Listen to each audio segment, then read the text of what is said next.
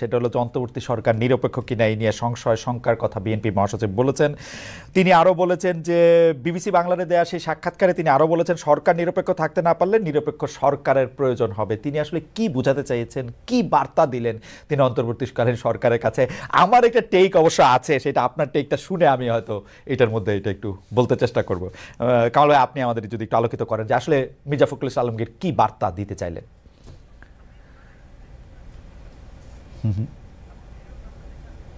ছিলাম, পরে সকালে আমি এটা ডিটেল আমি পড়েছি। আমার কাছে কিন্তু ওনার কথাকে অযৌক্তিক মনে হয় নাই।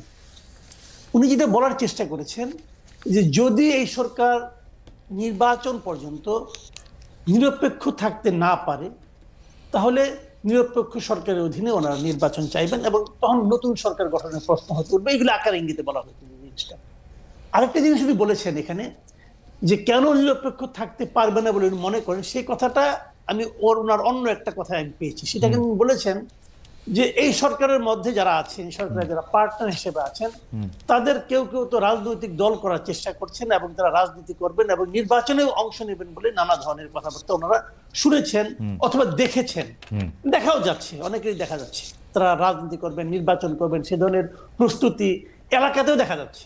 মানে ওনারা যে যে এলাকার বাসিন্দা সেই এলাকার মানুষ বলা বলি করছে এবং সেখানে এই ধরনের একটা মানে আপনার বাস্তবতা বিরাজ করছে। তো যদি এই সরকার এরা যদি সেখানে নির্বাচন করে তাহলে তো সেই সরকারটাকে আমি নিরপেক্ষ বলতে পারি না। সরকারের ডেফিনেশনটা কি? ক্যাবিনেটে যারা আছে সবাই মিলেই তো সরকার। এখন এই ক্যাবিনেটের কেউ কেউ যদি নির্বাচনে অংশ নেন আগামীতে, তাহলে এই সরকারটাকে আপনি নিরপেক্ষ বলবেন কিভাবে? আমি তো বলতে পারবো না। তো সেক্ষেত্রে উনি বলছেন যে যারা এদের নিরপেক্ষতা হারাবেন উনি, আর যদি এই সরকার নিরপেক্ষতা হারায় তাহলে তো এই সরকারের অধীনে নির্বাচন হতে পারে না। লজিক্যালি একদম পারফেক্ট কথা উনি বলেছেন। কিন্তু না কামাল ভাই, এই পর্যায়ে আমি একটু জানতে চাইতে পারি যে আমরা কি ডক্টর ইউনূসের সরকারকে সব রাজনৈতিক সরকারের মতোই বিবেচনা করতেছি? আমরা কি এইটা ভাইবা নিতেছি যে ডক্টর ইউনূস সরকারের প্রধান আছেন বলে এই মুহূর্তে তার ক্যাবিনেটে যে 2-3 জন তারা যদি নির্বাচন করেন তাহলে পুরো সরকার মিলে তাদেরকে সাহায্য সহযোগিতা করবে ওই রাজনৈতিক দলকে? আমরা কি ভারতে উদাহরণ এতদিন পর্যন্ত দেই নাই, আমরা কি একটু আস্থা ডক্টর ইউনূসের উপরে রাখতে পারবো না যে উনি সরকারে থাকলেও সরকারের মধ্যে থেকে ক্যাবিনেটের 2-3 জন গিয়া ইলেকশন করলে উনি পুরা ইলেকশন প্রভাবিত হইতে দিবে, বা এই নির্বাচন কমিশন এই আস্থা আমাদের ডক্টর ইউনূসের উপর? মির্জা ফখরুল ইসলাম আলমগীর এই আস্থা রাখলেন? মির্জা ফখরুল ইসলাম আলমগীর মির্জা ফখরুল ইসলাম আলমগীর কথা বাদ দেন, আমি আমার কথা বলি। শুনেন, ডক্টর ইউনূসকে আপনি কিভাবে বিচার করেন? ডক্টর ইউনূসকে এই দেশের মানুষ 8 তারিখের আগে পর্যন্ত যেভাবে দেখেছেন আর আজকে যেভাবে দেখছেন, আপনি দুটার মধ্যে মিল পেতে পারেন, আমি পাই না। 8 তারিখের আগে ডক্টর ইউনূস ছিল সারা দেশের মানুষের কাছে একটা আস্থার প্রতীক, উনি আমাদের অনেক কিছু করে দিবেন। আজকে কি তাই মনে করেন আপনি? নো, বাংলাদেশের বাস্তবতা সেটা বলে না। কামাল ভাই, আমি আপনার কাছে একটু জানতে চাই, আপনি যে বললেন ডক্টর ইউনূসকে সারা দেশের আস্থার প্রতীক মনে করেছেন, বাংলাদেশের মানুষ কোনোদিন কাউরে আস্থার প্রতীক মনে করে? যখনই তাকে যেই কাজটা দিতে চায় তখনই তো আমরা তার সমালোচনা করতে থাকি। যেই মুহূর্তে আমরা যে জীবনে গাড়ি চালায় নাই সে ড্রাইভারে কইতে থাকে এমনি চালান অমনে চালান। আমি বলতে দেন আপনাকে। বাংলাদেশের মানুষ সবচেয়ে দ্রুত মানুষকে আস্থার প্রতীক মনে করে, সবচেয়ে দ্রুত। আর বাংলাদেশের মানুষ সবচেয়ে দ্রুত মানুষকে ওই জায়গা থেকে সরাই আনে। আমি এক্সাম্পল দিয়ে বলি আপনাকে, তাহলে বুঝবেন। একটা প্রবাদ আছে গ্রামে, বুঝছেন? সেই প্রবাদটা হলো, সেই মানুষটা তত বেশি ভালো যে মানুষ সম্পর্কে আপনি যত কম জানেন। 8 তারিখের আগ পর্যন্ত রাষ্ট্রনায়ক হিসেবে, সরকার প্রধান হিসেবে ডক্টর ইউনূস কতটা ভালো কেউ জানতো না। এই জন্য উনি ছিলেন আস্থার প্রতীক। যে উনি সরকার প্রধানের দায়িত্ব নিলেন, যেই মাত্র উনি সরকার প্রধানের দায়িত্ব নিলেন, নিয়ে উনি একটা উপদেষ্টা পরিষদ গঠন করলেন। সেই উপদেষ্টা পরিষদ গঠন করার সঙ্গে সঙ্গে ওনার প্রতি অনেকের আস্থা কমতে থাকলো, তাদের মধ্যে আমিও একজন। আমি শুরু থেকেই বলেছি এই উপদেষ্টা পরিষদ দিয়ে উনি এত বড় কাজ করতে পারবেন না। আমি বলেছি ভাই, আমি আমার অভিজ্ঞতা থেকে বলেছি, এই উপদেষ্টা পরিষদে অনেককে আমি চিনি, যে জন্য আমি বলেছি পারবেন না। এবং এখন দেখেন উনি পারছেন, উনি খুব ভালো পারছেন। আপনি বাংলাদেশের যে কোনো কি জিজ্ঞাসা করে বলেন, ভাই উনি কি খুব ভালো পারছেন? দেখেন আপনি উত্তরটা কি কামাল ভাই, পারছেন না। কামাল ভাই হ্যাঁ, আপনার সাথে কথা বলা খুবই ফ্যাসিনেটিং, কিন্তু আপনি যে প্রথম থেকে আমি বলতেছেন, আমি আপনার প্রায় সব শো, আপনি যত জায়গায় আমন্ত্রিত হয়ে যান, আপনার নিজের কথা যে শোটা আছে সেটা আমি প্রায় সবগুলি শো দেখে একাধিকবার দেখে আপনি আসলেই শুরু থেকে এই কথা বলে আসতেছেন যে আসলে এটা পারবে না, এই উপদেষ্টা পরিষদ দিয়ে চলবে না, এজ ইফ বাংলাদেশে কোনো মন্ত্রী পরিষদ দিয়ে জীবনে চলছিল, সব চোর বাটপার, এরা তো মন্ত্রিত্ব চালাইছে এই আগের সরকারে আমরা দেখছি, তাদেরকে আমরা পারছি, এটা আপনি কেমনে বলবো যে এরা পারছিল? আমি কি তাদেরকে বলছি তাদেরকে আমি ভালোবেসে বলেছি?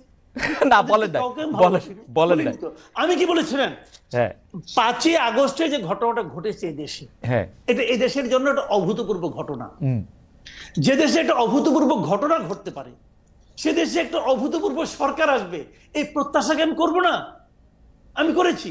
আমি বলি আপনাকে, আমি অগাস্টের প্রথম দিন পর্যন্ত আমি কিন্তু প্রত্যাশা আমি করতে পারিনি, সাহস পাই নাই যে শেখ হাসিনা থাকবে না, আমি সাহস পাই নাই। কিন্তু যেদিন ঘটে গেছে সেই দিন আমার কাছে মনে হয়েছে আসলেই ঘটে গেছে।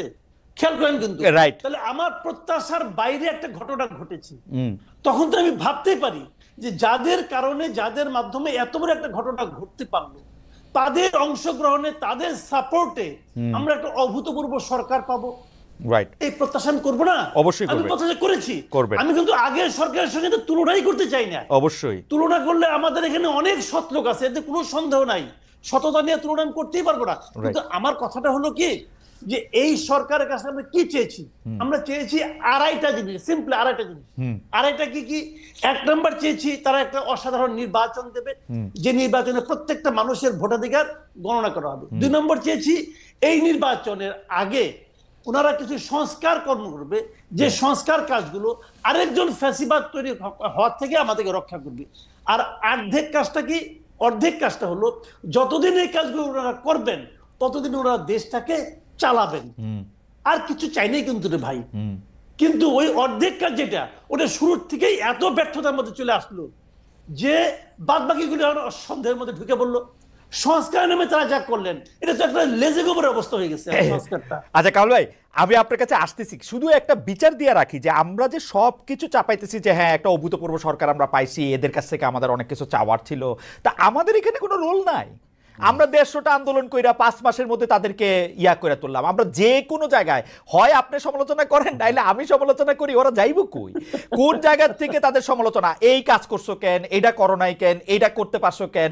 বিএনপি এতদিন পর্যন্ত কই আসছে, একটা মির্জা ফখরুল ইসলাম কিন্তু আমারও 1.5 মাস আগে ইন্টারভিউ দিছে, একটা মুখ দিয়ে তো বাইর করতে পারলাম না যে কবে ইলেকশন চান। হঠাৎ করে এখন কি হইলো, জুলাইতে চায় না অগাস্টে চায়, ঠান্ডা নাই বর্ষা নাই, আর হইলো কি এই সরকারই চায় না ইলেকশন করতে, এগুলি কি কথা? আমি বলবো নাকি? আপনি 2 মিনিট একটু বইলা নেন, আপনার একটু শোনা দরকার আছে। আমি যাইতেছি বাকের, আসতেছি আপনার কাছে জনাব মজুমদার, আমি আসবো একটু, জাস্ট একটু কামাল ভাইকে শুনে আসি। জি দেখেন, মির্জা ফখরুল আগে কি বলছেন, এখন কি বলছেন, এটাকে আমি ডিফেন্ড করবো না, এটা ওনার পলিটিক্স। দেখেন বিএনপি কিন্তু উনি কিন্তু বিএনপির মুখপাত্র এই দেশে, তাই না? মুখপাত্র, কাজে উনি কিন্তু বিএনপির পলিটিক্যাল কথাটাই বলবেন। বিএনপি আসলে কি চায়? তারা ক্ষমতায় যেতে চায়, simple, clear and simple. BNP ক্ষমতায় যেতে চায় এবং তারা অনেকদিন ধরে ক্ষমতার বাইরে আছে। তারা মুখে বলে আমরা ক্ষমতার মাধ্যমে দেশকে একটা অসাধারণ দেশ দিব, কি দিবে আল্লাহ মালুম আর ওনারা মালুম, আমি বলতে পারবো না, সেটা এক জিনিস। কিন্তু ওনাদের তো পলিটিক্স, উনি তো ওই কথাটাই বলবেন। ওনার কথা একটা। সমালোচনা যেটা আমরা করি, সমালোচনাটা আমরা কেন করি বলেন তো? আমি কি ইউনূস সাহেবকে নামাই যাওয়ার জন্য সমালোচনা করছি? নো, আমি চাচ্ছি যে ইউনূস সাহেব যেন ঠিক কাজটা করেন। ওকে, এবং এটা করার জন্য বারবার ওনাকে হ্যামারিং করতেছি, ভাই আপনি ঠিক কাজটা করেন, ঠিক কাজটা করেন। উনি কি ঠিক কাজটা করতে পাচ্ছেন না? উনি কি এই আমি এটাকে বিপ্লব বলেন না গণ অভ্যুত্থান বলেন, জুলাই বিপ্লব বলি, জুলাই গণ অভ্যুত্থান, কিন্তু বাকি এখানে আছে, ওকেও আমি আপিল করতেছি, উনিও বলুন যে এই যে উনার যে উপদেষ্টা পরিষদ উনি গঠন করেছেন, উনি তো জুলাই বিপ্লবের ফসল।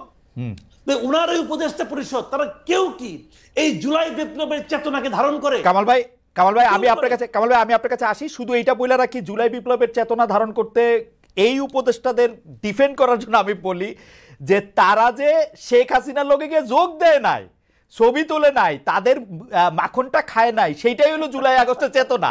এর চেয়ে বেশি চেতনা তো দরকার ছিল না। আপনি আমার এই 4টা আরো অর্থনীতিবিদ দেখান যারা এই শেখ হাসিনার মাখন গিয়ে খায় নাই।